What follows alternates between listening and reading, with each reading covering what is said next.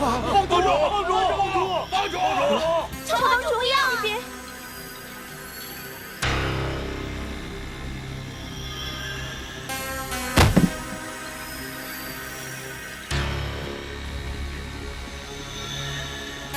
白长老，帮规中应该有这么一条：本帮弟子犯规，不可轻恕。帮主倘若要愈加宽恕，须流其血，以洗他人之罪孽，是不是？帮规是有这么一条，但帮主，你自流鲜血洗他人之罪，需想想是否值得。只要不违背祖宗的遗法，那就好了。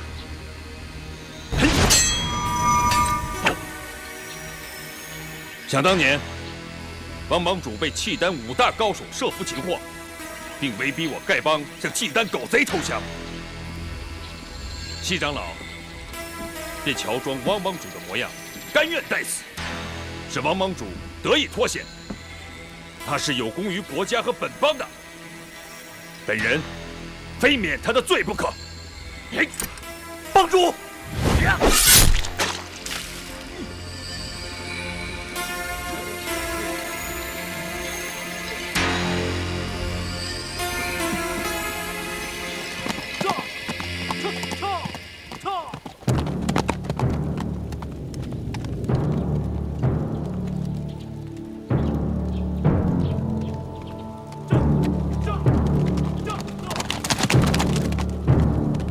帮主，我跟你没什么交情，平时得罪你的地方太多，不敢要你流血赎命。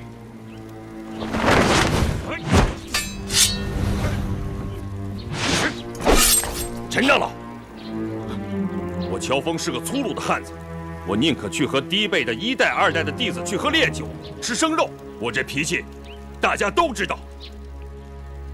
但如果你以为我想除掉你和马副帮主，那可就大错特错了。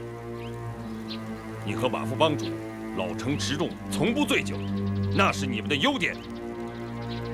我乔峰及不上你们。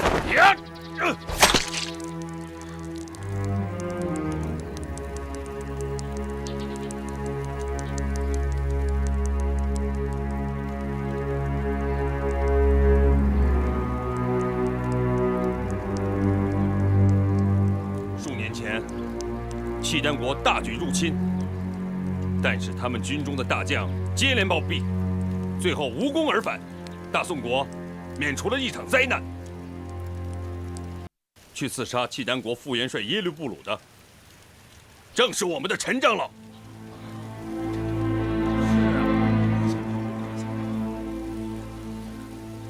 陈孤雁惭愧，深谢帮主大恩大德。吴长老，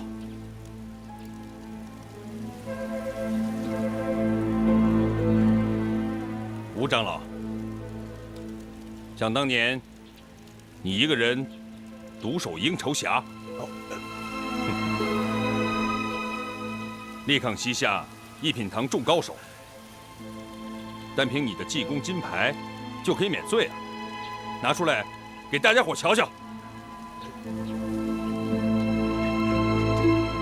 嗨，都是私家兄弟，有什么难为情的吗？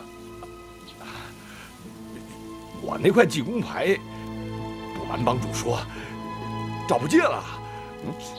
怎么找不见的？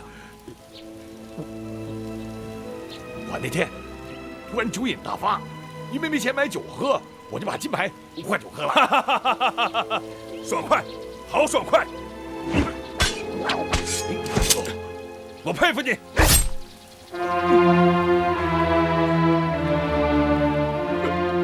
帮主啊，你大仁大义，吴长风这条命，今后就交给你了。谁再说什么，我也再不会相信了。帮主，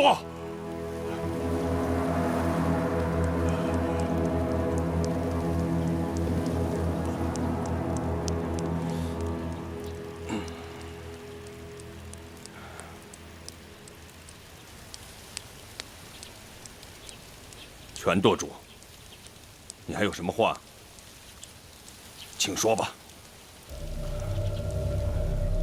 我所以烦你，是为了大宋的江山，为了丐帮100代的基业。可惜跟我说了你身世真相的人魏氏怕死，不敢现身，你干脆一刀把我杀了便是。我的身世又怎么了？你尽管说来。我这时空口说白话，谁也不相信，你还是一刀把我杀了的好啊！男子汉大丈夫，有话就说，何必吞吞吐吐的？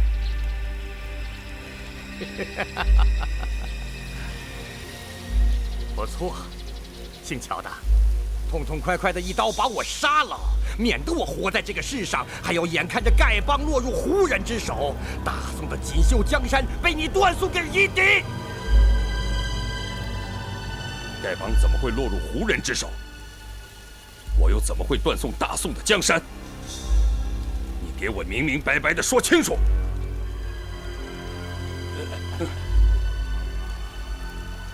全冠清，你说你知道我身世的真相，又说此事有关丐帮的安危、江山的社稷，可是你始终不愿意把事情的真相说出来。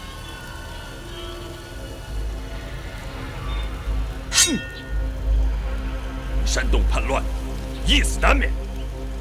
不过，我要把你的人头暂时留下来，等我查明了事情的真相，我再亲手杀了你。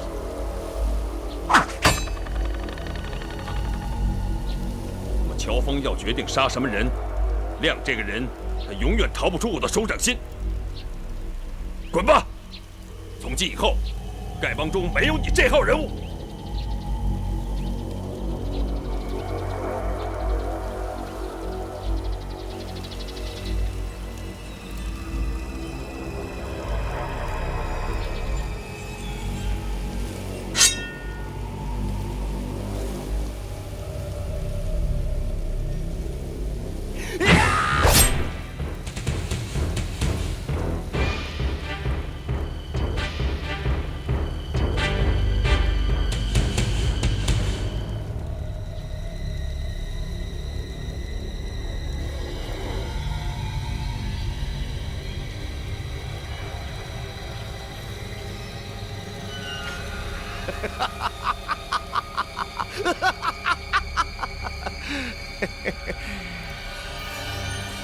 乔峰，你好泰然自若呀！难道你自己真的不知？我知道什么？乔峰，你可真会装啊！要不，你怎么会当上丐帮帮主？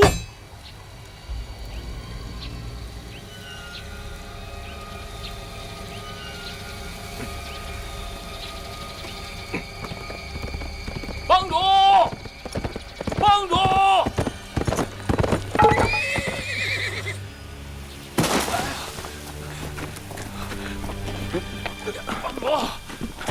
帮主，紧急军情！哎，快来人，马上抬下去救治，一定要给我救活！是。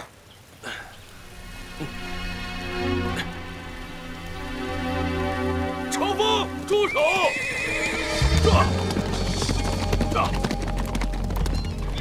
陈波，这消息你不能看。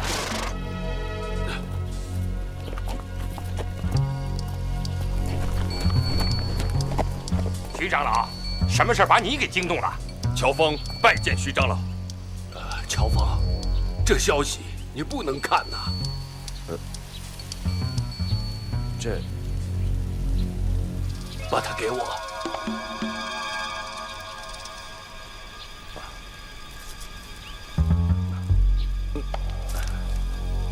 得罪了，白长老，先不要执行帮规。兄弟们，今天我把马大元兄弟的遗孀康敏请来了，他有些事情要跟大伙儿说说。另外，还请来了几个朋友，给做个见证。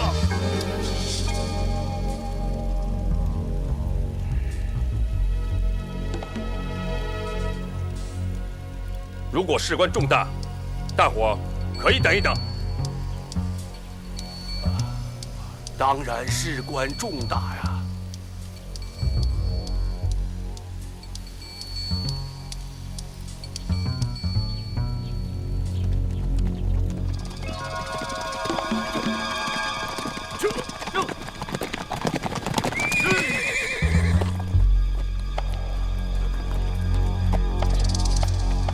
哟，泰山五雄也来了。什么风把你们单家六爷们儿都给吹来了？乔帮主，单某不请自到，多有打扰。乔峰不知道单老前辈前来，有失远迎，还请恕罪啊。有请夫人。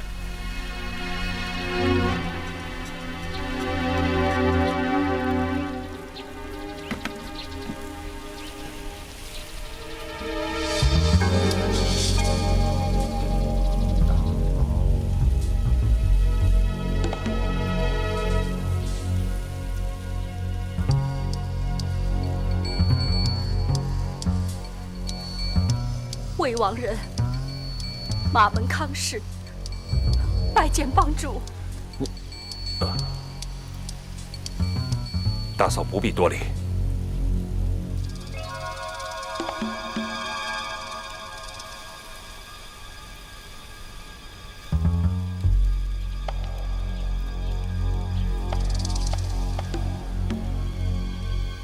我丈夫不幸惨死，多谢帮主和众位叔伯料理丧事。魏王人在此多谢大家了。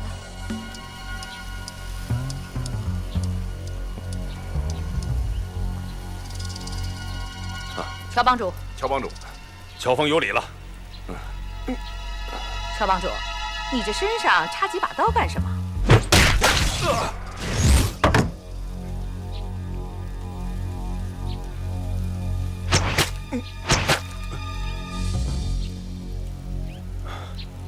乔帮主，谁胆子这么大，竟敢用刀子伤你呀？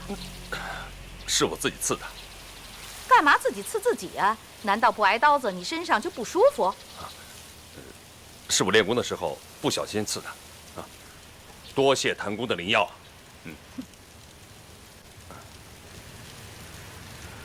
泰山的单氏父子，太行山的谭氏夫妇，以及赵钱孙先生，今天亲临本邦，毕邦是十分的感谢呀。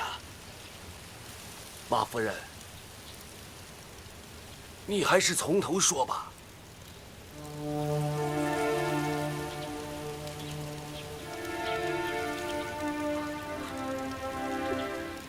我丈夫马大元惨遭暴死，我在收拾他的遗物时，发现了一封用火漆封密好了的书信。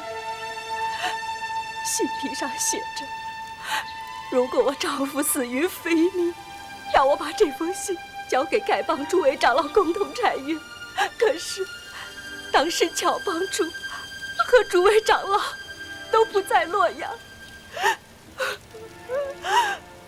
我怕耽误帮中大事，不敢自作主张，就去洛阳找徐长老，并呈上此信，请他老人家做主。以后的事情，就请徐长老告诉各位。这件事情还真让我为难呐。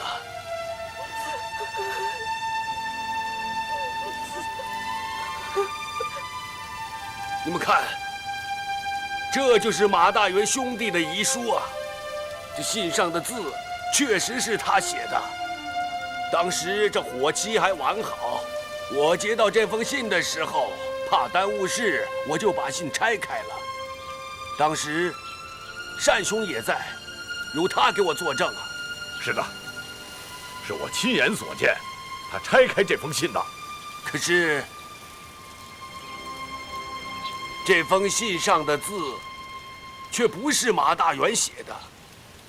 实际上，这是另外一个人写给本帮汪帮主的。我和单正兄看信看到信尾署名的时候，我就感到特别的意外呀。单老兄，这可就是你的不对了。这是人家丐帮的书信，你怎么能偷着看呢？我只见到信尾的署名，没看信的内容。嘿嘿嘿，偷1000两黄金的是贼，偷1文钱的也是贼。偷看10眼是偷看，偷看1眼也是偷看。偷看别人的书信，那可就是小人呐。既然是小人，那就该杀。怎么着？你们干什么？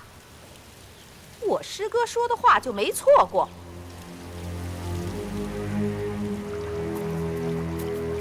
禀告大将军，大约有110名丐帮弟子正在下面杏子林里。属下看见有几个老叫花子身上背着9个麻袋，估计是丐帮长老。这群叫花子居然没上当，留下这么多高手。看来惠山那边，段延庆那里要扑空了。把人带上来。是。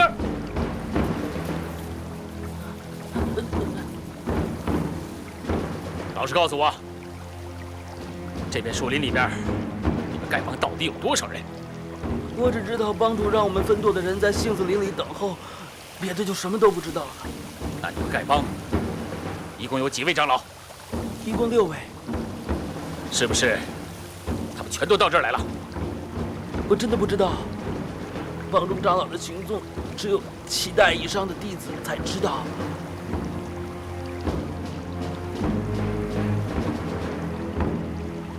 不管你们有多少人，一会儿我让你们知道我的厉害。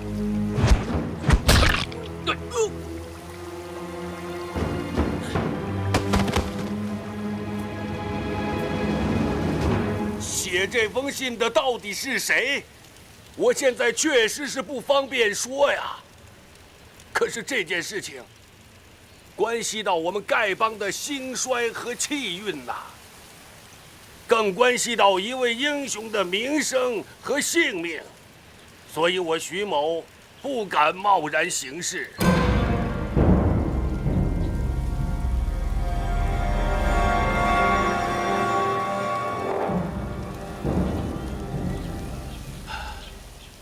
后来我得知，写这封信的人和太行山的谭公谭婆交情莫逆，我就前去向他们请教。谭婆把一切跟我说得明明白白。可是这件事情，我实在是不想说呀。谭婆后来告诉我，她有一位师兄，曾亲身经历过这件事情。他就是赵钱孙兄弟。你不守妇道！赵钱孙兄弟，请你当众说一句，这封信上写的是真的还是假的？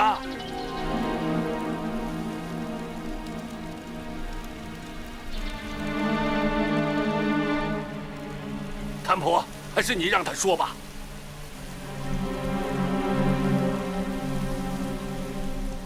师哥，当年在雁门关外那场血战，你跟大伙说说吧。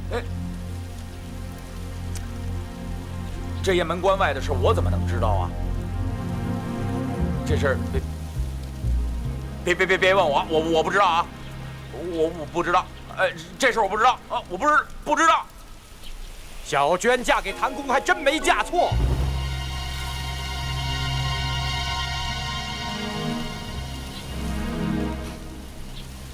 谁说的？谁说的？站出来！我说的。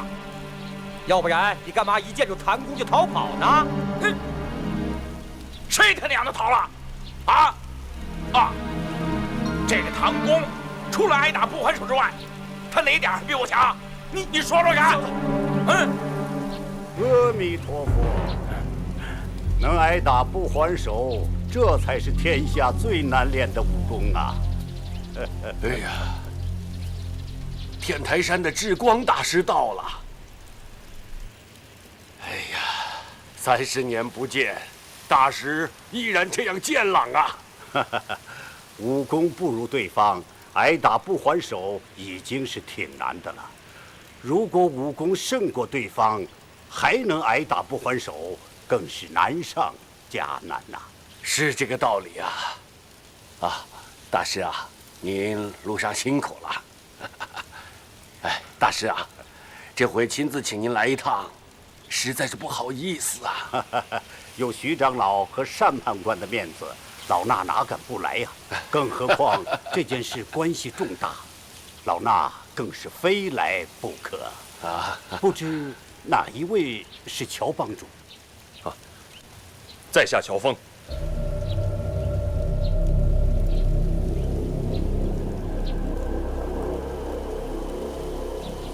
当年雁门关外的大战，智光大和尚也有份儿，还是您来说吧。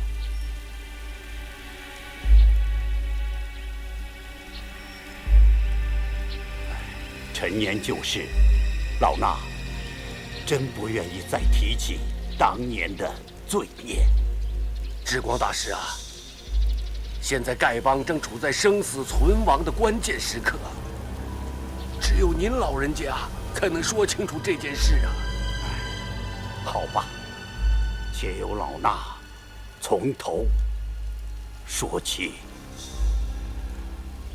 30年前，丐帮汪帮主突然把我们叫去，要我们大家商量一件重要的事情。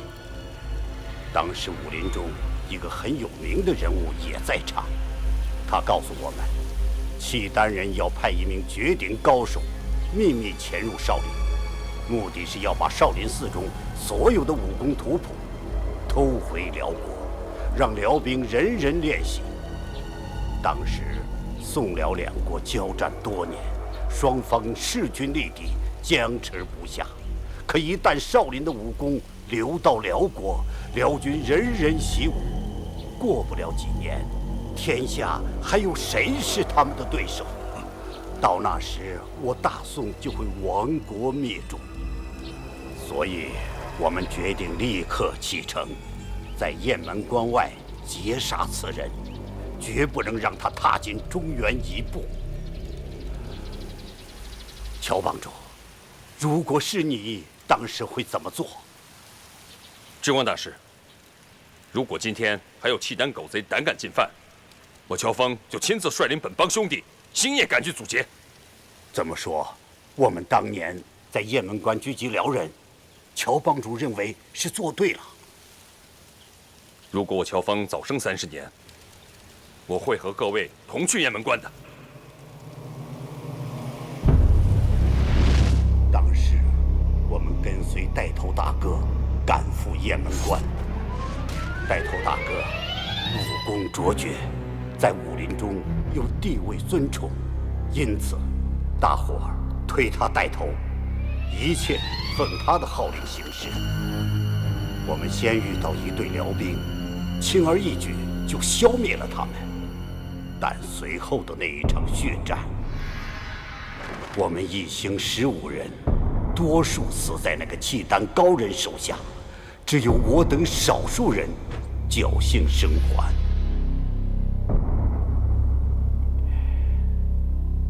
我们实在不忍心加害那个孩子，就将他留了下来，并踏下石壁上的字迹，清理了现场。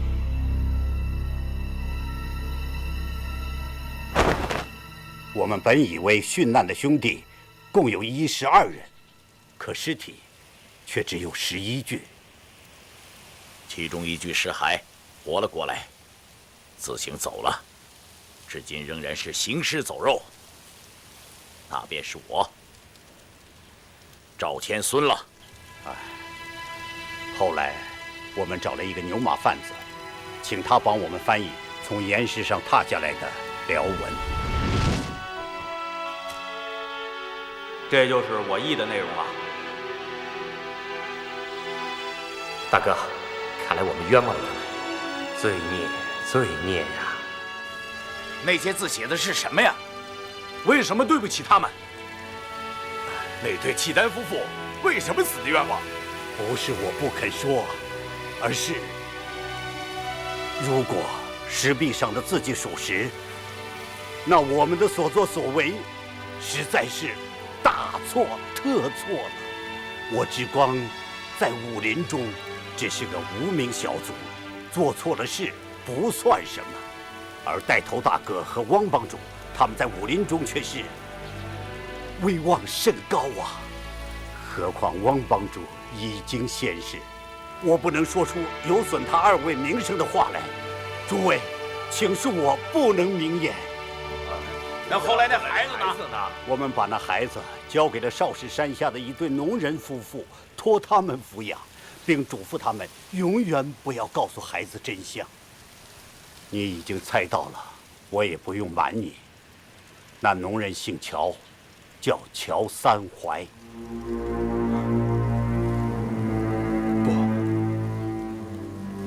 包你胡说八道！你们为什么编造出这些谎言来污蔑我？我是唐德的汉人，不是辽狗。三槐公是我的亲戚，你在胡说八道！住手！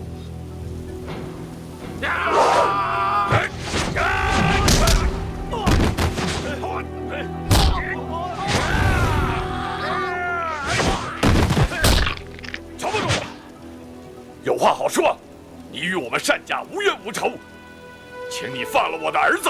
乔帮主，智光大师在江湖上可是受敬仰的，你千万不能伤害他呀！不错，我跟你们单家无冤无仇。智光大师的为人，我也很敬仰。你们要夺走我的帮主之位，乔峰根本就不稀罕。但是你们为什么要编出这些谎言来污蔑我？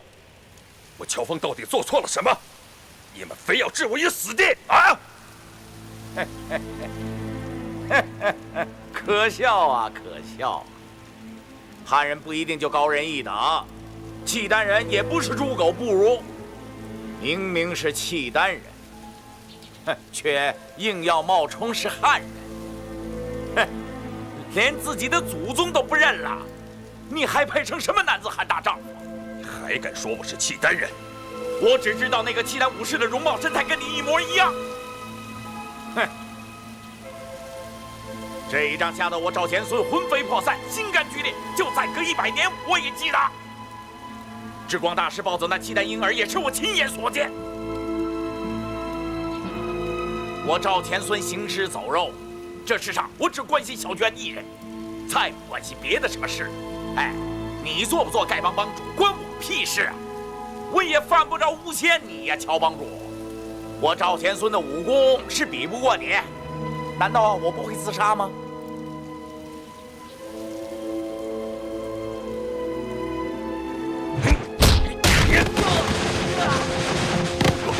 孩子，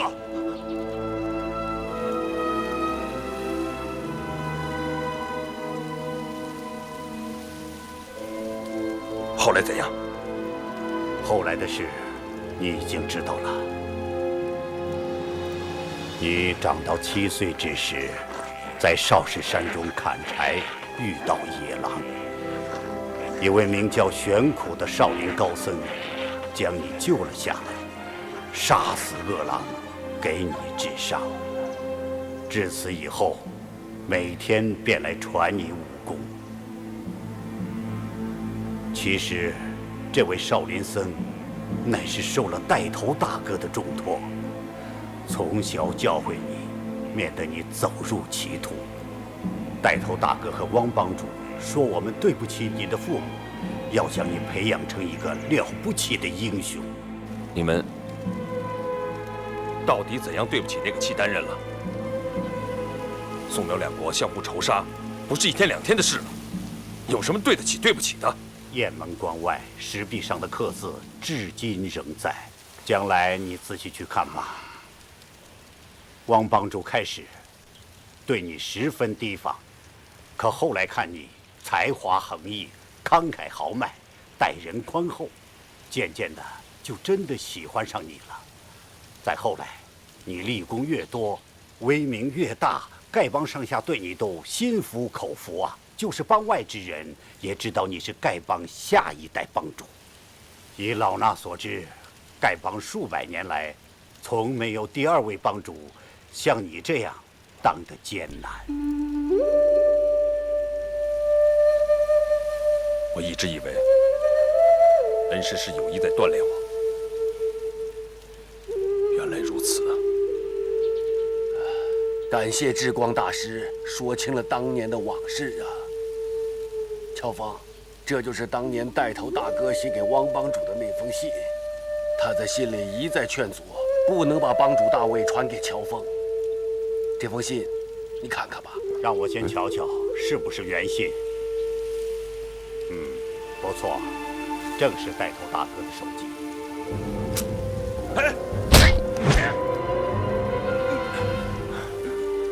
你搞什么鬼？乔峰非我族类，其心必异，其父其母死于我等之手。一旦乔峰知其出身来历，不但丐帮将灭于其手，中原武林也将遭浩劫。当世才略武功能及乔峰者，实无第二。此事牵连过巨，望三思。乔帮主，你现在已经知道了你自己的身世，就一定会报你的杀父之仇。汪帮主一死，这位带头大哥，老衲却绝不能让你知道。一切罪孽，老衲甘愿一身承担。要杀要剐，你尽管下手便是。是真是假，我现在还没弄明白。要杀你，也不急在这一时。不错，我也在内。这账也要算上我一份。什么时候你高兴了，尽管来取我的人头。这就是汪帮主的遗书，他的字你该认识吧？啊，自喻马大元副帮主及丐帮主长老，乔峰若有亲辽叛汉之迹象，全帮即合力击杀，下毒行刺，均无不可。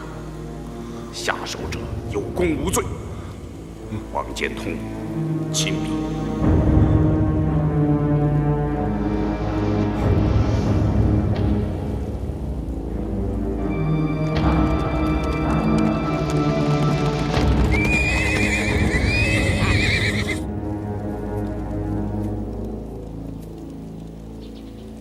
你是因为知道我的身世才想烦我的，对不对？不错。四大长老是听信了你的话才想杀我的，对不对？可惜他们缩手缩脚，拿不定主意。事到临头，谁也不敢动手。一会儿，所有的人到树林周围埋伏。一听到我的暗号，就向里面放飞速清风。记住了，一定要看好风向。说是。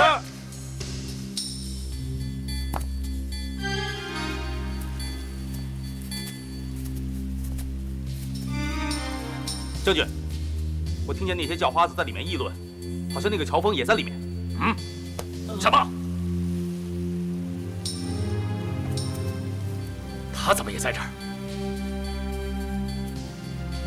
这么说，他没有去赴段延庆的约会？妈的，这下糟了！将军，一个乔峰有什么了不起的？是啊，咱们也给他来个一拥而上，管教那群叫花子一个也跑不掉。咱们有飞苏清风在手，10个乔峰也是白给。你们知道什么？这个乔峰，他武艺超群，那可是个厉害人物。要不是因为他，中原丐帮我早就铲平了。将军，那现在该怎么办？这样，你悄悄过去，给我好好打探一下。一打探到消息，马上回来告诉我。是。其余人员按兵不动，就地藏好。是。千万不能出声。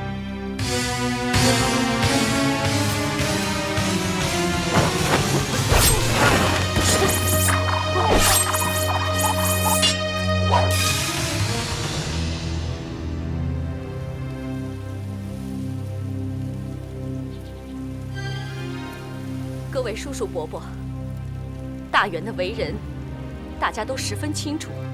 他生前在江湖上并没有什么仇家，这次他惨遭杀害，这里我想应该另有隐情。我看或许是因为县府手中掌握了什么人致命的东西，一定是有人怕他泄露了机密，对己不利，才要杀他灭口的。你在怀疑我？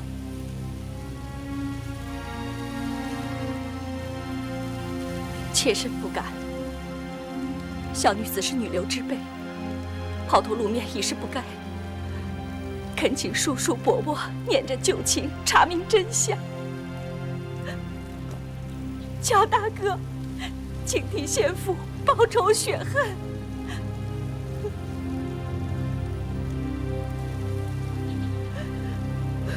马夫人，请起吧。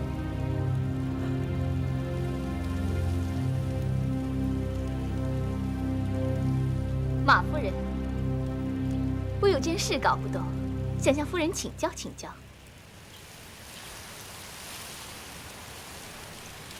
姑娘有什么话要问我？刚才听马夫人说，马副帮主的遗书在徐长老拆开之前是密封完好的，那就是说你自己也没有看过这遗书了。不错。马副帮主的遗令，既然大家都不知道，自然就不存在你所说的杀人灭口了。姑娘是谁？为什么要干预我们帮中的事？贵帮大事，我不敢干预，只是觉得夫人说的话似乎有点不大合情理。白长老，那位姑娘的话确实有道理。开始我也觉得这件事不大合情理，但是我想起了另外一件事。就在大元被害的前一天晚上，有人来我家偷东西。偷什么东西？伤着人没有？还好，人倒是没有伤着。那人用迷香把我和2名仆人熏倒，将家中里里外外彻底的搜查了一遍，偷去了10来两银子。可是第2天我就接到了先父遇难的消息，便没有心思再去理会这件事。现在想来，幸好先父把这封信藏得很隐蔽，才没有被那个人拿走，这实属幸运呐。小毛贼偷10几两银子，实属寻常啊。这位小姑娘说的一点不错啊。可是后来我在我家窗口墙角下捡到了一样东西，才知道这件事情并不那么简单。是什么东西啊？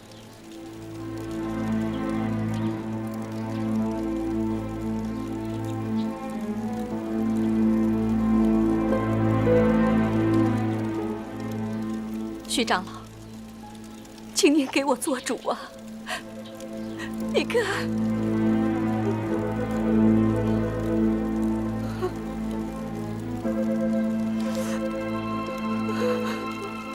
朔雪飘飘，开雁门；平沙立乱，卷蓬根。功名齿迹勤生树，只斩楼兰报国恩。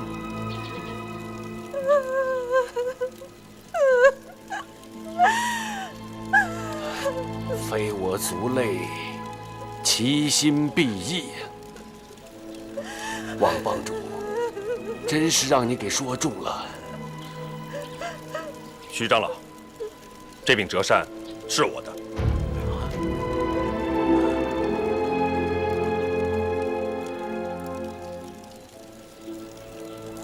王帮主生前一直把我当成心腹，这一命之事，我却毫不知情啊。徐长老，王帮主不跟您说，是为您好。为什么？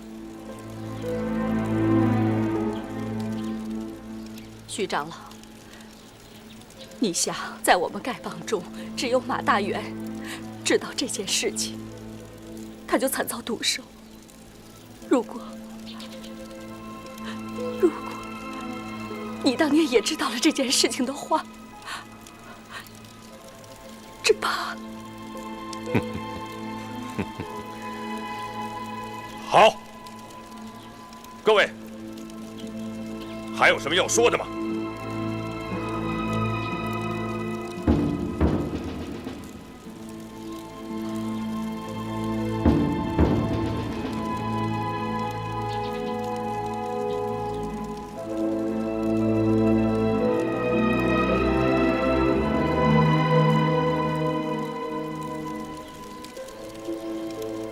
？30年来，我连自己是什么人都不知道。虽然今天有这么多前辈前来作证，但是我还是要自己来查明真相。如果被我查出来有人故意设计陷害我，无论你走到天涯海角，我乔峰一定要给你讨个明白。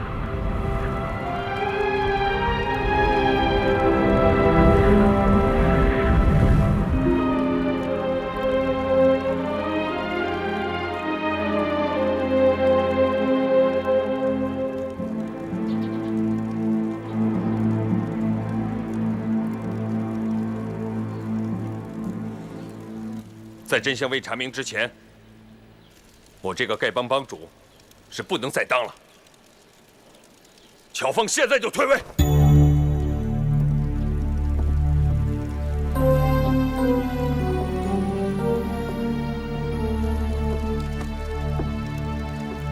乔峰吾等今日交出帮主权杖，在场的丐帮兄弟，哪位想接替乔峰的，请上来领受此杖。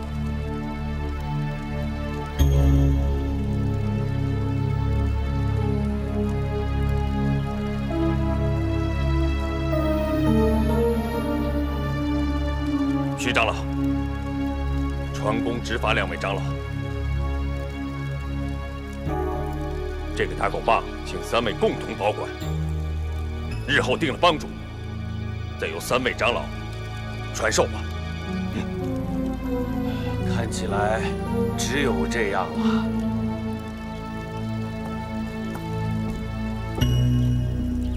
且慢，宋兄弟，你还有什么话要说啊？我看乔帮主不像是契丹人，契丹人残暴凶狠，可乔帮主却是大仁大义。就在刚才，我们想杀了他，可是他却甘愿为我们流血赎罪。契丹人能做得到吗？他自幼受少林高僧和汪帮主的教诲，身上已经没有契丹人凶残的习气了。既然性子已经改了，做我们的帮主有什么不可以呀？我看帮里面没有一个人能够比得上乔帮主。别人想当帮主，哼！我姓宋的不服。有人阴谋陷害乔帮主，咱们不能轻信谣言。对，几十年前的旧事，单凭你们这几个胡说八道，谁知道是真是假？这帮主大位不许随便变动。愿意跟随乔帮主的，请跟我到这边来。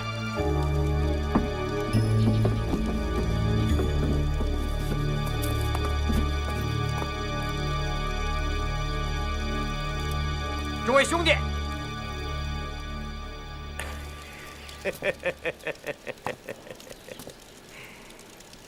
乔帮主的确才略过人，英雄了得啊！可咱们都是大宋的百姓，怎么能听从一个契丹人的号令？乔峰本事越大，丐帮就越危险。放你娘的狗屁！哼，我瞧你这模样，倒有9分像是契丹人。汪帮主的遗命和智光大师刚才说的话，谁敢怀疑呀？乔峰既是契丹人，又怎么能再做丐帮帮主？遗命里也没说乔大哥是契丹人呢。至于智光大师说的话，哼，他到现在都还没有说出当年的带头大哥是谁，谁知道他说的是不是真的？王帮主当年和在下一块儿去过雁门关。汪帮主已死，至于阁下嘛，自己都说自己是一块行尸走肉。你个小兔崽子，你从哪儿钻出来的？老子宰了你！你有本事就来啊！你，是啊，契丹人可能吧？为了求公道，谁不是我们的帮主啊？不会吧？不能这么说啊！如果他真是契丹人，大家都不要吵了。我能证明乔峰是契丹人。乔峰，你胸前是不是刺着一个狼头？你敢不敢亮出来让大家看看？这有何不敢？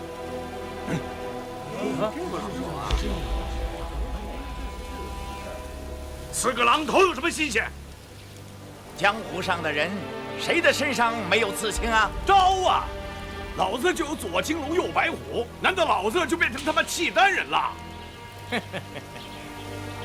江湖豪杰身上刺青的确实不少，可你们见过刺狼头的吗？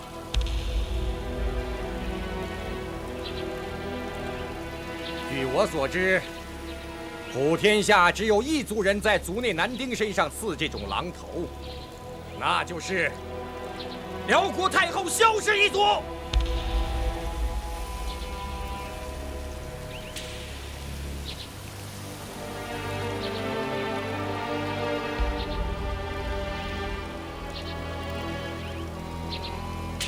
丐帮弟子都是精忠报国的好汉，有谁甘愿做异族的奴隶走狗？对，说的对，回来！回来！你给我回来！宰了你！兄弟们，丐帮兄弟们住手！听我一言，丐帮帮主，我是不能再当了。乔帮主，宋长老，不必多说了。在我临走的时候，我有一句话：从此以后，谁再向自家兄弟动手的，就是本帮的大罪人。如果有人杀了本帮的兄弟呢？杀人偿命。那样就好。马副帮主是被谁害死的？还有我的折扇到底是被谁偷的？我会查个水落石出。马夫人，以我乔峰的身手，别说你府上只有几个女流之辈，就是皇宫内院在千军万马之中，我乔峰想取回什么东西，也不会空手而还的，更谈不上留下什么一丝毛发。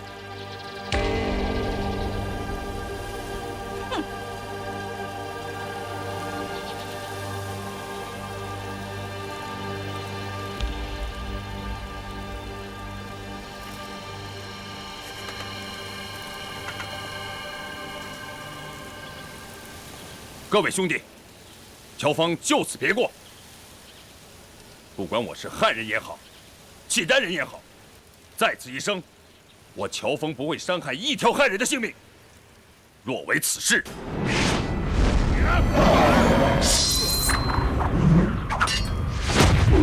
犹如此刀。得罪了。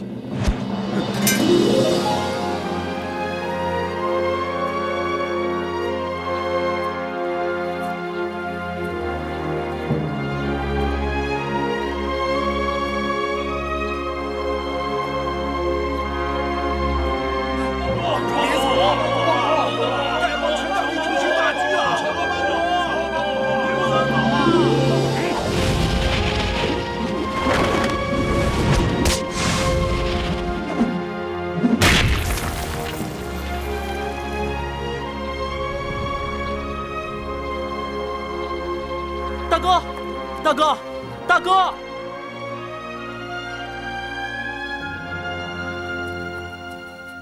啊，王姑娘，你们要去哪儿啊？我表哥被人冤枉了，我要去告诉他。哦，你们三位年轻姑娘，走长路不方便，我护送你们去吧。啊，不过要先找到乔大哥，再找你表哥就容易多了。啊，走。本帮不能一日无主。乔峰走了以后，这帮主一职由谁来担任？大家得马上拿个主意啊！依我之见，大家得把乔帮主找回来，请他回心转意。乔峰是契丹人，怎能做咱们的帮主啊？今天大伙还念着旧情，下次见到就是仇敌，非拼个你死我活不可。哼，就凭你也配和乔帮主拼个你死我活？恐怕你过不了第二招吧？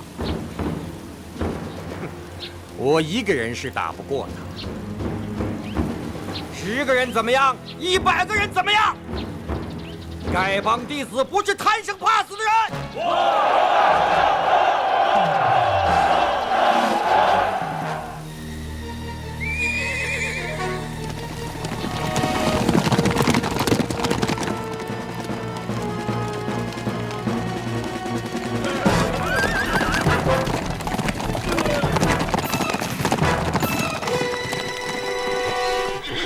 夏国征东大将军赫连铁树驾到，丐帮帮主上前拜见。本帮帮主不在，由老朽代理。兄弟们都是江湖草莽，不会行官礼。西夏将军们远来是客，请下马说话。打狗棒！嘿，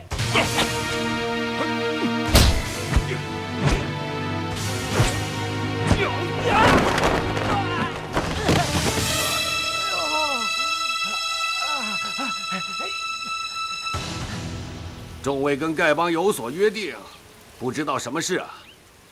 哼，听说你们中原丐帮有2门绝学，一是打猫棒法，一是降蛇18掌。今天想来见识见识。你们是什么东西啊？谁敢侮辱我们丐帮？什么东西啊？有本事大家比试比试！什么东西呀？东西！来比试比试！你想见识见识打猫棒法和降蛇18掌？好说好说。那你就把微造猫和赖皮蛇派出来。我们丐帮自有对付的办法。你是做猫呢，你还是做蛇呀？站住！对方要是龙，我们就降龙；对方要是蛇，叫花子捉蛇，那是拿手好戏呀！对，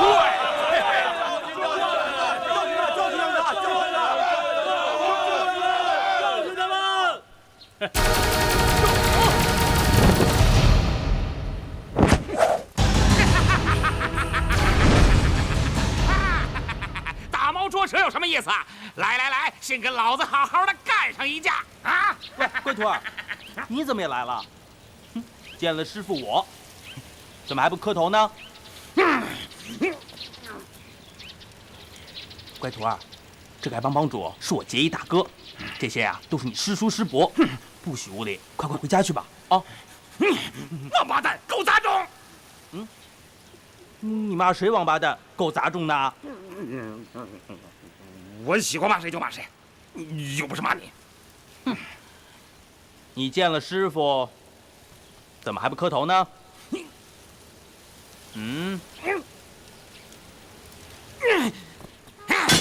师傅，弟子给你磕头了。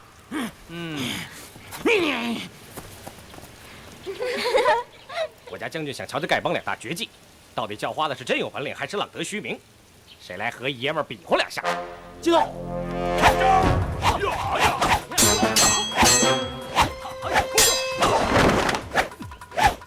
哈哈！本帮的绝技因人而施，像你这样的无名小卒，还用得着打狗棒法？看招吧你！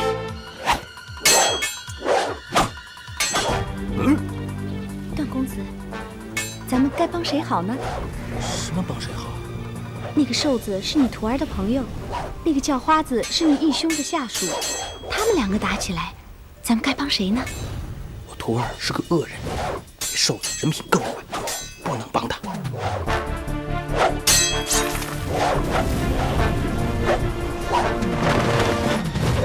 吴长老这4项6合刀法，其中含8卦深刻变化，不知那瘦子会不会使用鹤蛇八打？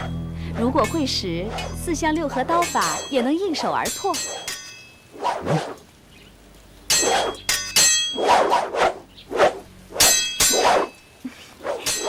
那个瘦子上当了，说不定啊，他的右手要被削下来了。是吗？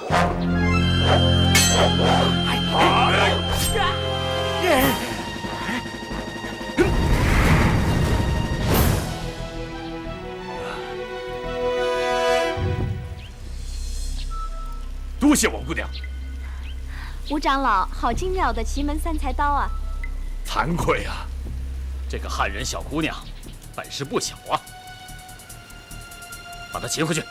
是。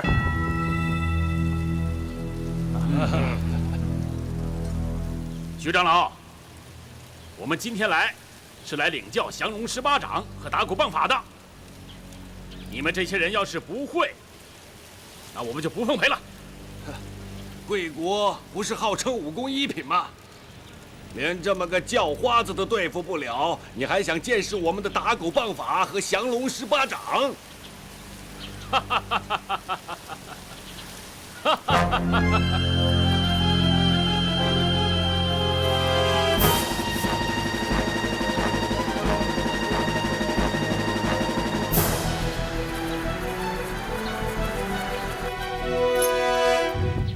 要怎样才能见识呢？先打败我们这些不中用的老叫花子们，才能见着我们丐帮的头头。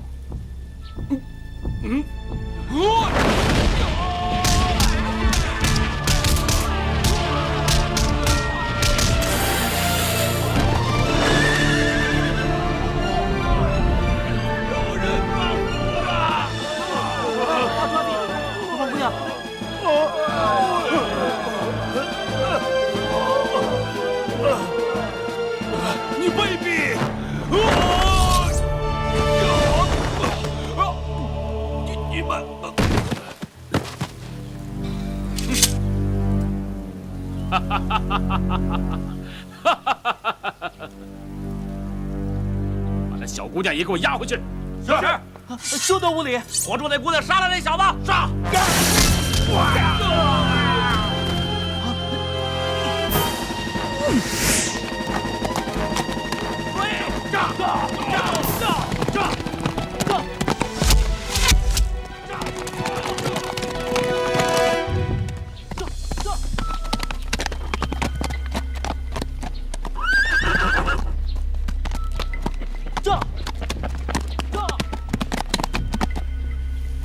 启禀大将军，那2个人跑得太快，我们没追上。废物！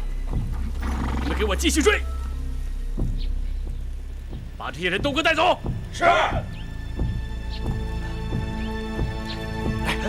队长，快点！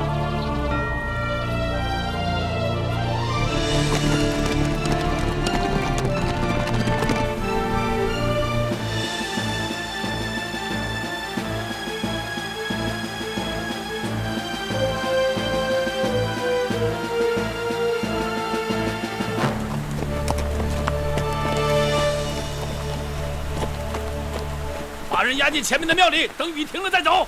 是。走，走了，快点，快走，快走。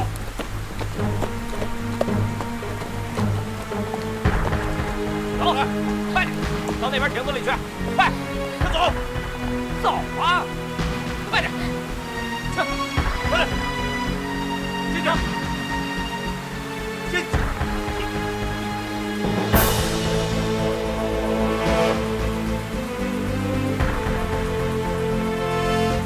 在这避避雨吧。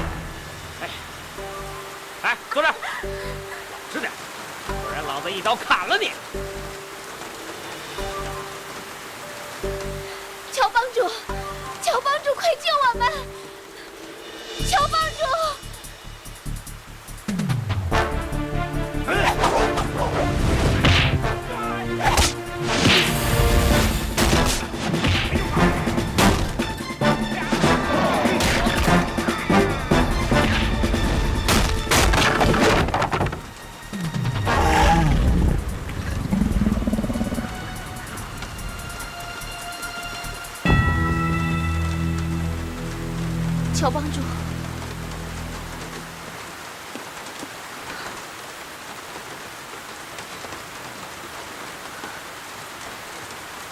乔帮主，谢谢你。两位姑娘，你们怎么被西夏人捉到这里来了？王姑娘，他们暂时追不到这里了，我们不如先在这林中休息片刻再走吧。段公子，这是哪里呀？这我也不知道，刚才让西夏人追的魂儿都没了，哪知道跑到什么地方了。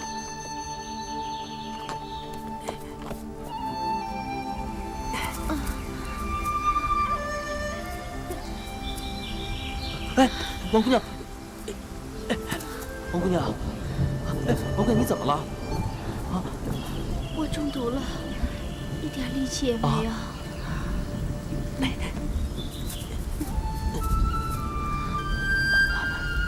你中了毒？你中了什么毒？怎么样才能解啊？据我猜测，这是西夏一品堂的悲苏清风，据说是一种无形无色、略带香味的气体。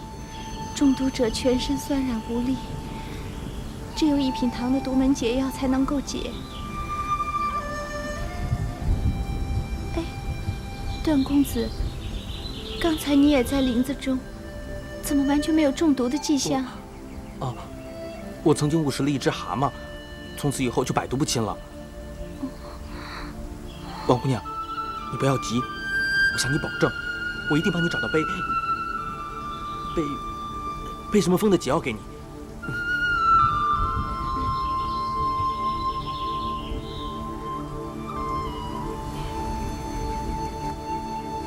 不，段公子，你还是留着自己御寒吧。我段誉皮糙肉厚，动一动没什么关系的。王姑娘，嘿，你可是仙女下凡，我怎么也不能让你受委屈啊。谢谢段公子。为了你，我上刀山，下火海也在所不辞。受这一点风寒，又算得了什么呢？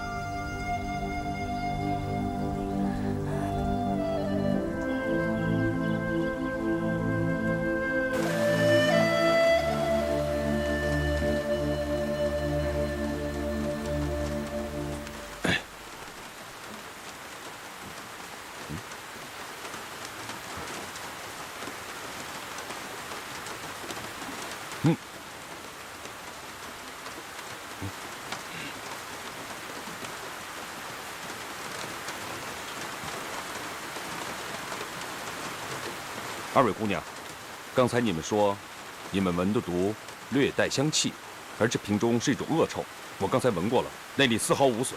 我想，这可能就是解药。来，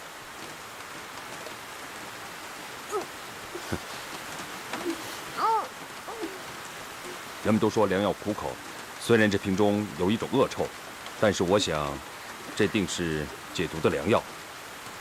你们不妨试试运功。看看有没有恢复。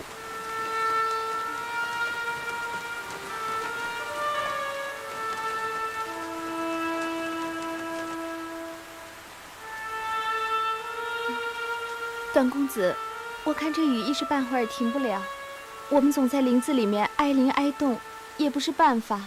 不如咱们找个地方，看能不能避雨。王姑娘说的对，咱们去前面瞧瞧吧。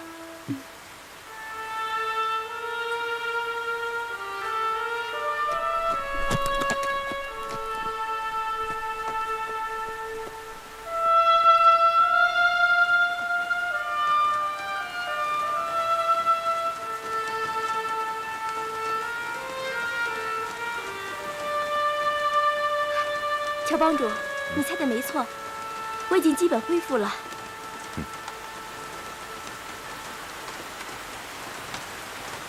是啊，多谢乔帮主。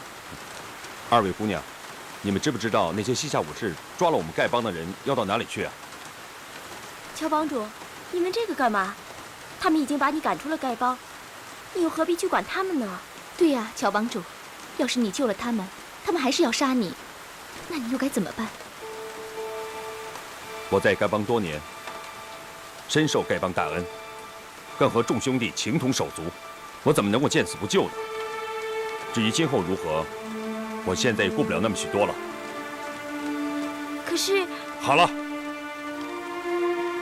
二位姑娘既然无恙，乔峰就此别过了。你这人真是死心眼儿。好好好，随你便吧。乔帮主，乔帮主不愧是顶天立地的大英雄，我阿朱佩服。人心险恶，还望乔帮主多加小心。多谢姑娘，告辞了。